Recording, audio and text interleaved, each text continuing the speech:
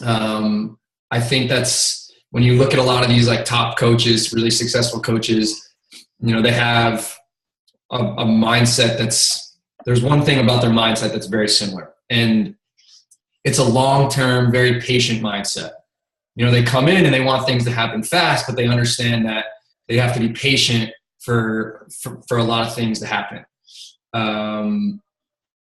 So, when I was 10 years old, there was this competition at school. It was a magazine competition. And if you could sell 20 magazine subscriptions, you would win a ride in a limousine.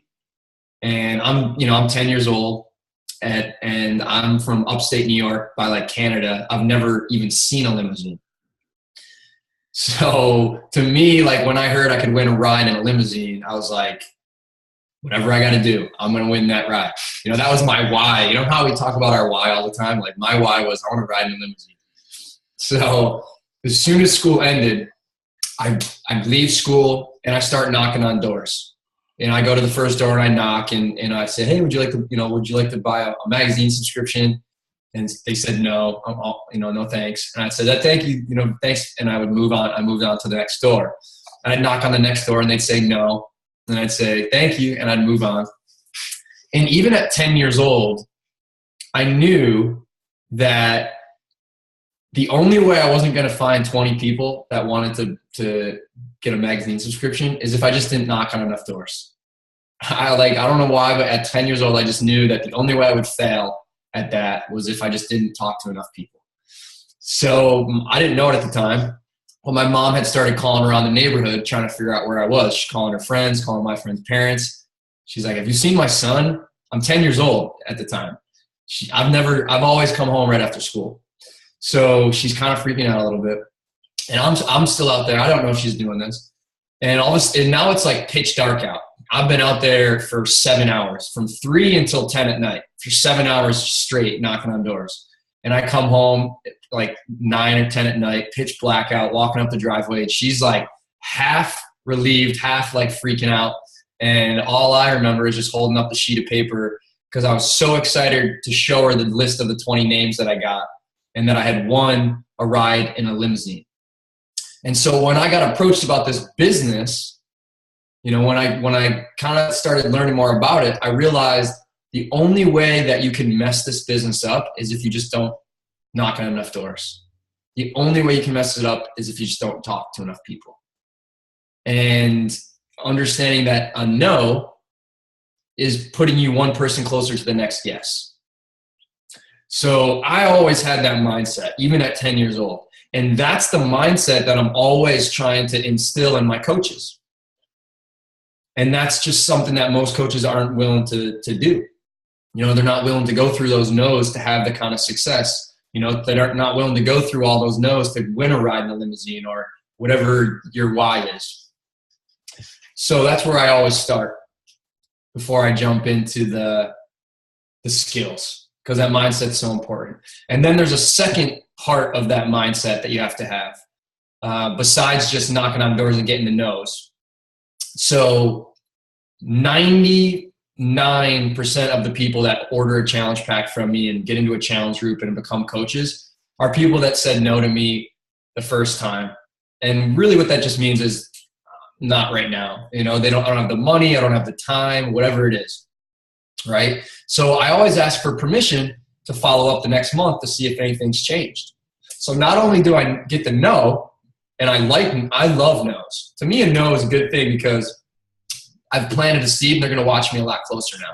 So I set goals for how many no's I want to get, and I'll talk more about that. But a no is a great thing. And then, I shoot for how many no's do I want to get today? And I make sure that forces me to connect with people. It forces me to invite. It forces me to follow up. And I'm very non-salesy about it. It's like, hey, I'm doing this. This is my lifestyle. I'm doing an accountability group. I'm doing it. I need it just as much as you. If you want to do it with me, great. If you don't, that's great too. I'm not trying to twist anyone's arm. But when they say no, I can't do it right now. I don't have the time or the money. I go, that's fine. Totally cool. Is it okay if I reach out to you next month to see if anything's changed? Is it okay if I reach out to you next month to see if anything's changed? That's it. And then I'm very consistent about making sure I actually track that and reach out to them the next month and see if they're ready to do it that month. And if they say they're not ready, I say, that's fine. Is it okay if I reach out next month to see if anything's changed? And it's usually like the 4th or 5th month that it really happens, that they get in. So, I had just my buddy that I went to high school with. We played football together. He's this big, tough dude. I played fullback. He's, on the team. He was he's a fireman. I was like a little hesitant to reach out to him. And I finally said, you know what? Like, I'm going to go for no. Like, I got to get my no's. I have a goal of how many no's I want to get today. Like, he's going to say no for sure. So I'm going to reach out to him. And cause I need a quick no so I can hit my goal. So I reach out to him because I know he's going to be an easy no. And he goes, I've been watching you for years. I've wanted to reach out to you. And I'm like, dang, there goes my no. I needed that no. Now I got to go talk to someone else now. So he didn't give me the no. So I had to, I talked to him about his goals, like why he had wanted to reach out to me. And we caught up about just what we've been up to. And then eventually he did say, I'm really excited, but I just don't have the money this month. I can't do it right now. And I said, that's totally fine. Like, I got a free group I can throw you in, just like a general group that's just, people talking and sharing stuff. It's not like a really super accountability group like the 21-day challenges I run, but I can put you in there for now. And is it okay if I reach out to you next month to see if you're ready for the accountability group? And he said, yeah, that'd be great. So I did that the next month. And then he said the second month, I'm going on vacation with my family to Disney World. I can't do it this month. I said, that's cool. Is it okay? Do you want me to reach out next month to see if anything's changed? He said, yeah, that'd be great. I said, okay. I did that for 4 months. And really it was the 4th month that he said, all right, I'm ready. And that's just how it works. And that's just what most coaches aren't willing to do that. And now, though, he's in my 21-day challenge. He's on day 5 right now. Him and his wife are in there. They're doing the workouts, drinking the shakes, using the containers. He's watching the mindset videos in the 21-day challenge. And we're texting, throughout the day. He's loving it. He's loving it. And I'm loving it. And I'm like, this is my buddy from high school that used to be 180 pounds. He's 240 pounds. I didn't think he was going to want to do it. I was too hesitant to reach out. He said no, but I kept following up. I kept asking if it's okay to reach out. Now he's in the group feeling amazing, and we've reconnected. And it's like so freaking cool. And most coaches just aren't willing to knock on that door. They're not willing to follow up, and ask for permission to reach out the next month. And they're missing out on what I'm feeling right now. Like this sense of like fulfillment. And it's just so freaking awesome, So that's just the mindset that I think most coaches are missing. And the coaches that are killing it and having all the success, this is what they're doing. They're connecting with more people. They're inviting more people. They're hearing no more often than everyone else. They're asking for permission to reach out the next month to see if anything's changed. And they're actually doing that month after month. And the people are getting in on like month 4 or 5. And if you ask any top coach, they'll tell you that's how it works. And I think most coaches come in and they expect to get a yes right away. And when they don't, they get really discouraged. So I'm pretty sure I shared it on the last call, but again, like probably when I was like 7 or 8 years old, and even when I was probably up till I was 10, maybe even when I was a teenager, throughout that whole period, from 6 until probably 13 years old, whenever I would go to the mall with my mom or my grandma would bring me, we'd always go to the movies. And the movie theater was always at the top of the mall, so we had to take the escalator to go to the top. And so my mom or my grandma, they'd get on the escalator that went up, and I would always try to get on the escalator that was going down and try to run up it. If you guys have ever tried to do that, it's kind of fun. So I'm like trying to run up this escalator that's going down, and because I'm going against the traffic, like I'm running full speed, and I'm getting a little tired because I'm not moving as fast as I want. I'm making progress. I'm going up the escalator, but I'm like starting to get a little tired, getting discouraged. I'm like, man, I've been running a while. I'm not really moving. Like I still got a long way to go to the top. And if I stopped running and I take a break, I don't get to come back where I left off. I get brought all the way back to the bottom. And it's very similar. That's just what this business is like. You know, most coaches come in, they knock on doors. You know, I call it knocking on doors, but they, you know, they connect with people. They're inviting, but they don't follow up. You know, and they're sharing their journey on social media for a while, and they're excited. But again, like, people just need to watch you. You know, my buddy had watched me for years. You know, and I had to follow up with him for a few months in a row before he was ready. And so what most coaches do, though, is they get excited, they're running, they're inviting, they're connecting, they get kind of, you know, halfway up that escalator, and they go, man, like, everyone's not ready yet, or, you know, they don't have the money, or they don't have the time, or it's just not happening fast enough. And that's when they take the break. That's when they stop and they get discouraged. And that's what 99% of coaches do. And when you take a break, all those people that are watching you, they see you take a break. And they go, oh, you know, good thing I didn't join one of their challenge groups, or good thing I didn't do the business with them. And all those seeds you planted, all those no's you got, the no's, like I tell you, are a good thing, because you've planted a seed and they're going to watch you way closer now. All of those no's you got and all those seeds you planted, you're kind of wasting. You're wasting it, because all those people see you stop. And so when you decide, all right, I'm coming back into this business and I'm going to do it this time for real, you know, all these people, you're going to have to gain their trust and credibility again. You're going to have to get back on it at the bottom of the escalator and try to run up it again. And that's what I did to myself, you know, for years when I first became a coach. I didn't have a lot of success with the business in the beginning, because I wasn't willing to stay consistent. You know, I wasn't willing to get those no's. I wasn't willing to get a no, ask for permission to reach out the next month, see if anything's changed, and then actually do that. I wasn't willing to continue to share my journey and, you know, stay consistent with my journey on social media. So I would come in, I'd get excited, but I didn't stay consistent, so I never made it up to that top of that escalator. Once I decided I'm staying on this freaking escalator, I'm going to be consistent with my own journey, sharing that on social media, connecting, knocking on doors, adding people to my follow-up list, actually following up with them, and just doing that. As soon as I started doing that, that consistency, about 6 months later, all of a sudden my business started blowing up, because people had time to watch me. I had time to follow up. They finally were ready to say yes. And then from like that 6th month until the 12th month, it was like fireworks went off, and my business just exploded. And I got to the top of that escalator, and I had a bunch of these people now that were, you know, that were running with me. And that's when, you know, that's when our team started being able to help way more people than I ever could on my own. And the income started blowing up like crazy too. But it was really kind of that like 6-12 month mark. And I know a lot of coaches that are like, I've been a coach for over a year. And I'm like, yeah, well, I had been a coach for 4 years and didn't have success. It didn't matter that I had been coached for 4 years. What really mattered was that I hadn't been on that escalator for a consistent 12 months. I had been a coach for 4 years, didn't have a lot of success, finally decided I'm going to be consistent and be on this escalator for 12 months, and then my business took off. So when coaches say, I've been a coach forever and it's not working, I'm like, have you really done 12 months consistently, every day showed up and done those things? Because that's what's going to take your business to the next level. That's what's going to allow people to watch you and realize that you're serious and this is a real thing. And the thing that, you know, there's 2 things I found that coaches that stay on the escalator have that others don't. And the first is they have like a very strong why. You know, my why when I was 10 years old was I wanted to ride in a limousine. That was strong enough to get me to knock on doors for 7 hours straight, right?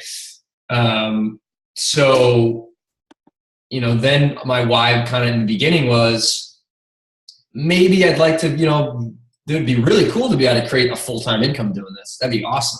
But it was like, I hope it happens. It wasn't like it's going to happen. So I didn't really stay consistent with it. My goals were, my why was, you know, I want to help some people and you know, I'd like to make some extra money on the side to afford some sneakers or whatever it was. Peace of mind if something broke down on the car. You know, once my why became kind of bigger and it involved other people, then I had the fuel to show up on that escalator every day. And the second part of the why is the belief that the things you're doing every day are actually going to get you there. Like, you could have the biggest why in the world, but if you don't really believe it's going to happen, then you're not going to show up every day. So I had a why in the beginning, but I didn't show up every day because I didn't really have like the super strong. Oh, it's just a matter of time. It's going to happen. I hope it happens. I'm going to dip my toe and see what happens. That's never going to get you anywhere. People can tell the difference between someone who's dipping their toe and someone who's really committed to this. And that's where people end up leaning towards, the people they can tell are really committed. So that belief is something I'm always working on with my coaches. And, no matter what your why is, whether it's you want to help the most amount of people you possibly can reach, or you want to create financial freedom in your life, whatever your why is, the secret is you got to find a couple good leaders that want to do this with you. 2 or 3 good leaders. And to me, the only reason you wouldn't is if you don't stay on the escalator long enough. It's the only way. The only reason I didn't find any leaders my first 4 years of being a coach is because I just didn't stay on the escalator. So no one was going to, join me. I wasn't committed to it. As soon as I decided, like, this is my lifestyle. I want to be physically and mentally like a badass, I'm going to read every day and I'm going to work out every day. And that's just who I'm going to be. And I'm going to connect with other people and invite them. And if they say no, great, because now they're going to watch me and I'm going to follow up with them the next month to see if anything's changed. And as soon as I started doing that, people started they started noticing me. They started realizing this kid's not desperate for me to join him. He's going to do this with or without me. This is his lifestyle. And my attitude has always been, this is my lifestyle. I need these accountability groups just as much as you. If you want to do it with me, cool. If you don't want to do it with me, cool. But I'm doing it, and I'm doing it every month from now until I die. And I'll be around from now. I'll be around in 6 months. I'll be around in 6 years. I'll be around in 60 years. Whenever you're ready, I'm here. And is it okay if I reach out to you next month to see if anything's changed? And they were like, sure, cool. Didn't pressure them. Wasn't desperate because it was like the end of the month to make Success Club. Wasn't desperate for anything. It was like, this is my lifestyle. I'm doing these every month from now until the end of my life because I want to be physically and mentally fit. And that's just who I am. And if you want to be a part of it, cool. And if you don't, totally cool. And that's just how my approach has been. So once I kind of just made that my mindset, and committed to just inviting and following up and asking for that permission, 6 months later is when everyone started joining. They said no, they said no, they said no, they said no, they said yes. And that's just the secret. That's the secret. I can give you the fluffy, the warm, fuzzy advice that's going to make you feel good, or I can give you the advice that's actually going to get you the results that doesn't feel so warm and fuzzy. Who wants like the fuzzy advice, warm and fuzzy? Who wants the real advice? Yeah. So the real advice is you have to increase the number of times you hear the word no. You have to increase the number of times you hear the word no. It sucks, right? That's not fun. But I've made it fun, because I realized that no's are what lead to people eventually saying yes. Like my buddy that I played football with in high school, I needed to get that no. I had to set a goal of how many no's I wanted to get that day. And the only reason he's in this group loving it and we've reconnected and we're having so much fun doing this together is because I set a goal of how many no's I wanted to get that day. It's the only reason I reached out to him, because I prejudged him and I was like, he wouldn't do this. But I needed a no, so I went, I reached out to him. You have to increase the number of, no's you want to hear every day. And then that's going to and it's hard to get a real no. Like, I don't mean, like, if someone doesn't respond, that doesn't count. Like, so I have a goal, and I'll challenge you guys if you want to get 5 real no's every day. And a real no if they don't respond, then it doesn't count. They actually have to say, no, I'm not interested this month for whatever reason. So, what's going to happen if you guys really commit to getting 5 real no's every day, if you really make that like a serious commitment, it's harder than you think. It's going to force you to connect with more people. It's going to force you to invite more people. It's going to force you to follow up with the people that aren't responding to you. That 5 real no challenge is such a powerful thing. And it's just so counterintuitive, but it's what works. And then there's like a second part of that though. The second part is when you get the real no, you have to just ask if it's okay to reach out the next month to see if anything's changed. So that would sound something like, hey, totally cool. Just remember, it's only $4 a day. And I try to fit that into people's grocery budget so they don't have to increase the amount of money they're already spending, because it is a full meal. And I know people that are spending more than that on, $4 on coffee every day, but totally fine. Is it okay if I reach out to you next month to see if anything's changed? And then they always say yes. And I add them to my list, and I just make sure that I'm really organized about actually reaching out to them the next month. And I know, I'm going to, because I run one of these every month for myself to keep myself accountable to my own workouts and my own nutrition. And we do personal development in my accountability, my 21-day groups. So it keeps me accountable to my own personal development too. If they say no, I'm never like, oh man, that sucks. I'm always like, that's just how it is. That's just how, no one's ever going to say yes right away. It'd be great if they did, but that never happens. So I just realized that's part of it. I watched the P90X infomercial at least 10 times before I bought it. At least. It's human nature. Like coaches that come in and they expect people to say yes right away, it's not going to happen. We need to see things like 7 to 10 times before we actually are going to commit. And so, that's 90% of the success that coaches are having is coming on that like 5th month of reaching out to someone. But most people just don't want to do that, right? Just don't. But you know what? When you get someone that finally says yes and you get to work with them and they're in that group with you and you're laughing and they're texting you how sore they are and, they're asking you questions about, the foods they need to eat, and they're telling you about what the scale looks like and how their clothes aren't fitting anymore and how much more energy they have. And you see them posting on social media and you see a big smile on their face. You look back at those 4 months and 5 months that you had to reach out and ask for permission to follow up, and you go, it was worth every single second. And you realize that no's are the bridge to all of that fulfillment and the things that make this business so fun. You realize that the no's are the only thing that are going to get you there. And you realize that the no's are awesome. And you start to fall in love with them. So I'm on a mission to like make no's cool, because that's what's going to make this whole business work. That's what's going to make you feel so excited about what you're doing. Once you get those people, you look back at all those no's and you realize it was worth every second. You would do it all over again, and you will. And you will. Especially when you start to get some of these people out of your challenge groups that decide they want to become a coach and they want to pay it forward. And you start to see them like finding their voice and finding something they're passionate about. And they get out of this. Most people are just bored out of their skull. So when they find something that they're passionate about and you see them kind of light up and that light inside of them starts to shine, you look back at all the no's you had to go through and all the follow-ups and all that, and you go, it was worth every single second. And I'm going to do it all over again. And I'm going to approach it with a different mindset this time. And I'm going to be patient with it because you only get one shot at this life. And what else would you want to do with it than be accountable to your own fitness and nutrition, personal development, and helping other people with that too. Right? So,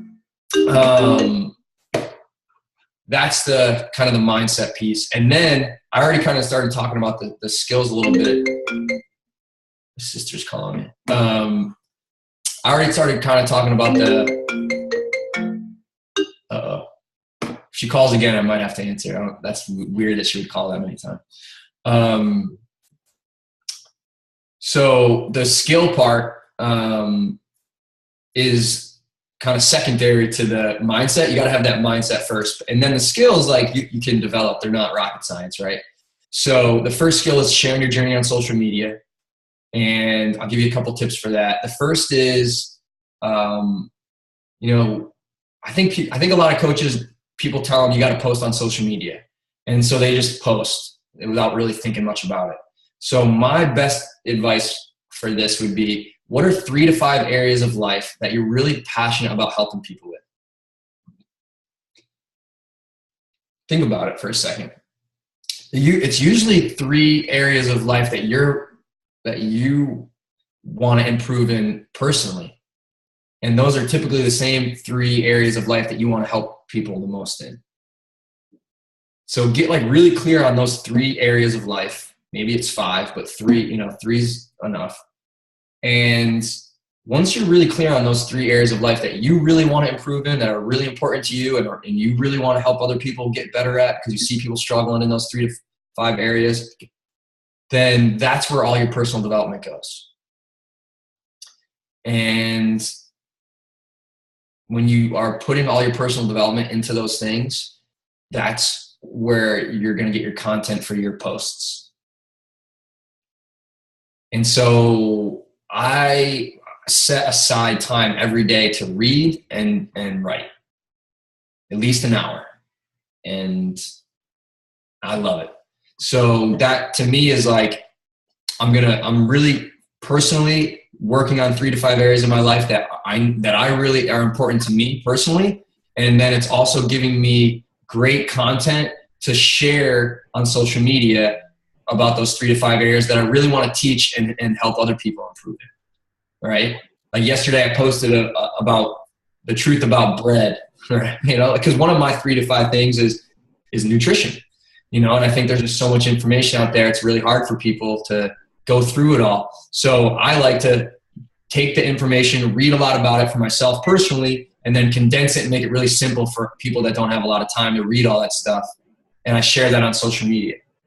So, I'm kind of people, now they see my posts and they go, all right, like he's really passionate about nutrition and he shares a lot about that stuff. He's knowledgeable about that stuff.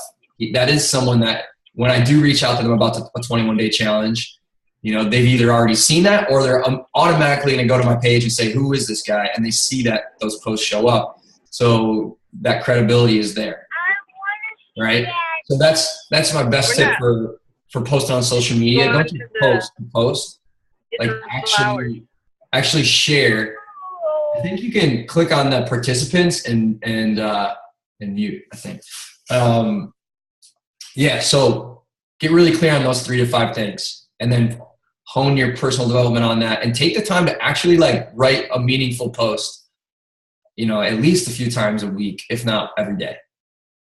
That's what you're going to be. That's how you share your journey on social media. That's how you get the credibility and the trust from other people instead of just, here's a selfie, throw it up. And those are fine too. Like you should be taking, pictures of yourself working out. You don't have to write these long content, but that's good for people to see that, that you're doing the workouts, but then also throw in the content too. So people actually know you for more than just the selfie workout person. So the second skill is connecting with new people. And I think that's something that, really successful coaches, they're connecting with new people every day. They're making new connections every day. And I think a lot of other coaches, they don't, they get the same 3 people liking their posts each day. And, it's not really going to get you too many places.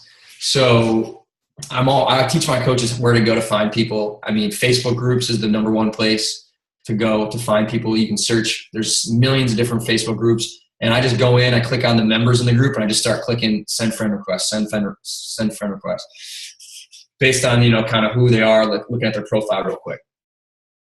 And that literally, I can add like 20 people in 5 minutes. The other thing is the Facebook suggested friends. They suggest who you should become Facebook friends with based on, where you live or what town you want to be friends with or where you went to school. So there's millions and millions of people that you can connect with. The groups are great because you can, join groups that you have things that in common with those people, So third skill is inviting. And that's where that 5 no challenge comes in. I'm pretty like to the point with it. Like if someone likes one of my posts, I always message them and I say, hey, thanks for liking my post about the bread. I really appreciate the support. Are you on your own health and fitness journey right now? Are you on a health and fitness journey of your own right now? Thanks for liking my post about blank. I really appreciate the support. It means a lot to me. Are you on a health and fitness journey of your own right now? And then, if I talk a little bit about, what kind of workouts they're doing, they're like how they're doing with their nutrition.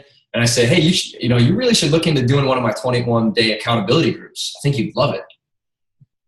And then I form them. I invite and then I form them. I invite and then I get to know them even better. Hey, you should really look into one of my 21-day accountability groups. I think you'd love it. And then they're like, what is it? And I ask them, I go, there's a couple options. Do you mind if I ask you a few questions? Like, what kind of workouts are you doing? How are you doing with your nutrition? Do you think you'd benefit from being in a group of other people that are also like working towards the same goals and have that accountability on Facebook? So, what's your like ultimate goal? And if they tell me they want to lose, 30 pounds, my question is why? Like I want to know beyond that, why you want to actually lose that weight. So I can dig a little deeper to figure out like a deeper why than I just there's a number on a scale I want to hit. Cause that's not going to be big enough. So the inviting I'm doing these accountability groups for myself from now until my last breath, because that's just how I'm going to do it. I've already committed to that. And I hope you guys commit to that too. Like doing these accountability groups every month for yourself and then just inviting other people and reaching out each month to invite other people to do it with you. And if they want to, great. And if they don't, great. But ask for permission to follow up the next month and then actually do that. And make it very non-salesy, non-pressure. It's like, I'm doing it. If you want to do it, great. If you want to do it in 6 months, I'll be here. If you want to do it in 6 years, I'll be here. And usually it's like that 4th or 5th month where they're like, okay, I'm ready. Let's do this. 4th skill is then giving your people an amazing experience in your challenge groups. So, I do fun things in the group. I have a prep week where I'm asking them some fun questions to get them out of their comfort zone, helping them make sure they understand the containers, getting them to know each other a little bit. In my challenge group, also, not only do I post a thing that says, what was your workout today? But I post a Darren Daily video. So Darren Hardy, the guy that wrote The Compound Effect, he has these daily videos. If you can get them sent to you for free, like text or email, I think it's just darrendaily.com. And they're great little 2-3 minute mindset videos. I post those in the group every day. And I ask people to just comment with their top takeaway. And so they get the fitness, they get nutrition, they get accountability, they get the community, and they get personal development. They get it all. And that's been huge. So yeah, I'm really active in that group. I'm really active in my challenge groups because I'm in there doing the workouts with them. I'm in there doing the Darren Daily, commenting with my takeaways with them. Because again, part of the reason I'm doing these challenge groups is for myself to stay accountable to my own workouts, my own nutrition, my own personal development.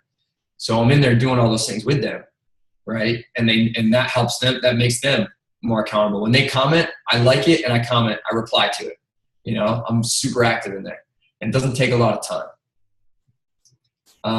The 5th skill, which is what you guys wanted me to talk about, is then introducing people to the coaching opportunity. So I think, between those 5 skills, because I think a lot of coaches, they're like looking around, like, I don't know if I know everything. Like, I think I'm missing something. Or maybe they are like, I think I got this kind of down pretty well, but if I get a coach, like that's kind of scary because I don't even know what I'm doing really. What am I going to do with a coach? So the way I help my coaches just stop looking around and stop kind of doubting themselves is I go, if you can get comfortable with these 5 skills and get your coaches comfortable with these 5 skills, you're going to crush the business. You don't have to look around and try to figure out what you're missing. Number 1, sharing your journey on social media. Number 2, connecting with new people, new connections. Number 3, inviting.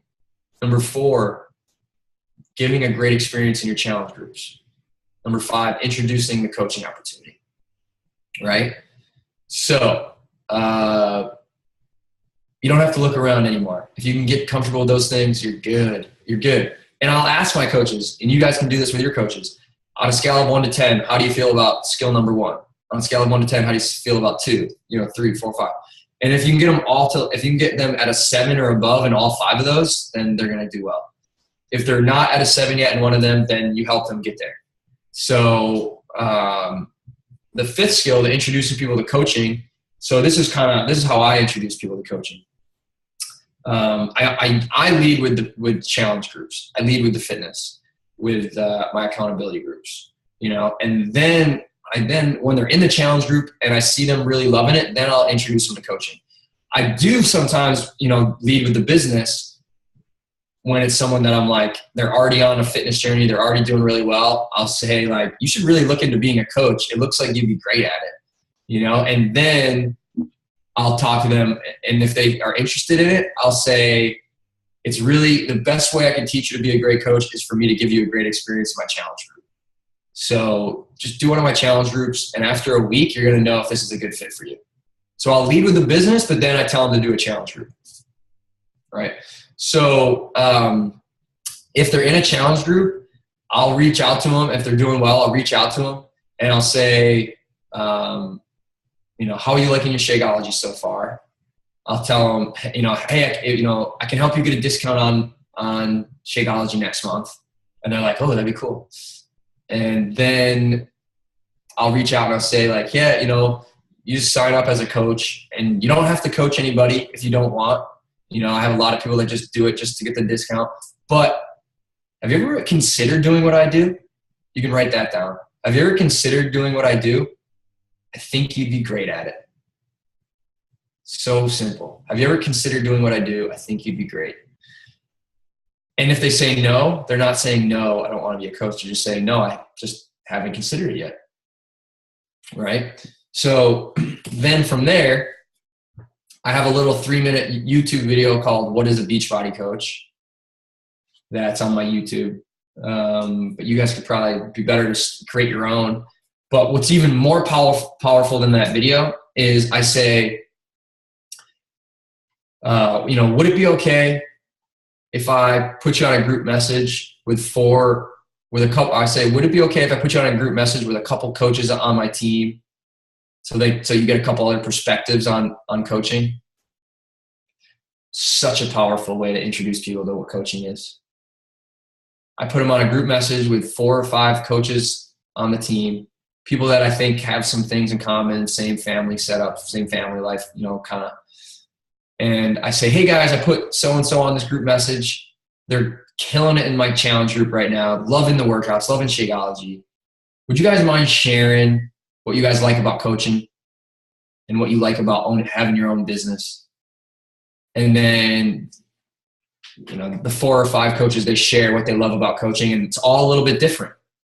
And so the person I put on that message, they get to see 4 or 5 different perspectives on why coaching is so amazing, right? And why people are so excited about being a coach and owning their own little business, right? So that's huge, huge. And then, I'll just ask them, hey, what'd you like about it? What stood out to you in that video? What'd you like about the video? Always ask, what did you like about it? Never say, what'd you think? Say, what did you like about it? Because then you can focus on the things that they really loved about it, right? So what did you like about that video? Or what did you like about the group message? What things stood out to you? And then if it's the helping people, then I focus on, how cool that is. If it's the being able to make some, income, I focus on how cool that is. Whatever it is that they liked about it, whatever stood out to them, that's what we, focus on. And, I will hop on the phone with them too, if they're, I'll just say, hey, we want to hop on the phone. I think we get so far away from hopping on the phone, I remember growing up, when the phone would ring in the house, it was like so exciting. It was like, the phone's ringing. Who's it for? Now it's like the phone rings and people get like pissed. They're like, who the heck is calling me? Like, why would they call me? This is bullshit. But I still call and people get to hear my voice, instead of just reading messages. And I get on there and I ask them, what are you liking about the challenge group so far? What do you like about the containers? What do you like about Shakeology? What's your favorite recipe? Where are you from? What do you do for work? Tell me about your family. What did you like about the group message? What stood out to you? What did you like about the video? And then I ask them all these questions. And then if they ask me, about how you earn as a coach, I tell them it's pretty simple. There's really only two ways you earn as a coach. The first is when people order something directly from you, you get a 25% commission, which is cool. The second way you earn as a coach is as you start to build a team of coaches, Beachbody pays you a team bonus based on everything the coaches on your team buy and sell. And that team bonus is works out to be about 5% of everything that the team is buying and selling. And I tell them, 95% of my income comes from that team bonus. 95% of my income. Because when I first became a coach, 100% of my income came from that 25% commission. That was 100% my effort. That still is 100% my effort. The second way is the effort of an entire team. Even though it's 5%, I could never, ever compete with the effort of a team, and I wouldn't want to. And that's the beauty of the business, the income side of it, is you get the leverage effort of a team, and then that 5% keeps coming in when you're sleeping, when you're traveling, when you're sick and you can't work, when you're hanging out with your friends and their family, you're still earning that income. So there's nothing in life, and people are so weird about talking about money. They're like, oh my God, I can't talk about the money. I can't talk about the income. I'm like, there's nothing I would rather give the people that I love the most in this world than freedom and choices. And income and money is just a vehicle that affords you choices. That's all it is. Like if you're a miserable person and you have money, you're going to be a miserable person with money. If you're a good person and you get more money, you're going to have more to do good with. So I don't get why people are so weird about talking about money. Like money is just a vehicle that affords you the choices to live the life that you want to live, to give back, to do the things you want to do. Like I don't like being restricted by someone that's telling me something I have to do or can't do, AKA a boss. I don't like being restricted on what I can and can't do because I don't have enough time or money. Right? So to me, like I want that freedom and to make the choices that I want to make, to live the life I want to live. And there's nothing I'd rather give to someone like my sisters and my parents than the freedom of choice. And this business opportunity allows you to create that freedom. It's a vehicle that affords you those choices to live the life and mold the life you really want. And what other gift would you want to give someone than the gift of them being able to mold the life they really want? It's the greatest gift you could ever give. And oh, by the way you get there is by helping a ton of people get healthy and fit along the way. Right? So when I hop on the call with them, I tell them, here's the two ways you earn as a coach. And I'm not afraid to talk about that because that's such a huge thing for people. It's choice. Nothing I'd rather give. So yeah, that's kind of it. I know you got to run off to the church, but that's kind of the mindset piece, and then some of those skills. I don't know if you guys have questions in the next 3 minutes before you got to run. Does anyone have any questions? I have like 7 pages of notes. Nice. I'm gonna listen to this call like 3 or 4 more times. This is like totally pumps me up. I love this call. You are really. Awesome. I really appreciate you doing this so much. Thank you. Exactly what we needed. You're welcome. Cool. All right, 5 no's a day. Gets on. It's a challenge. You got to stay on the escalator. You don't want to keep going up and down that thing. I've been on it. I was on it for 4 years. It wasn't fun. More fun when you just stay consistent. Yeah. Instead of going up and down, up and down. That's no fun. Cool. Well, enjoy your day, and happy Good Friday, happy Easter this weekend, and you guys all have a wonderful weekend. Awesome. All right. Bye. Thanks, Thank you so much for everything. You're welcome. Appreciate it. Thank you. Bye. Oh, yeah.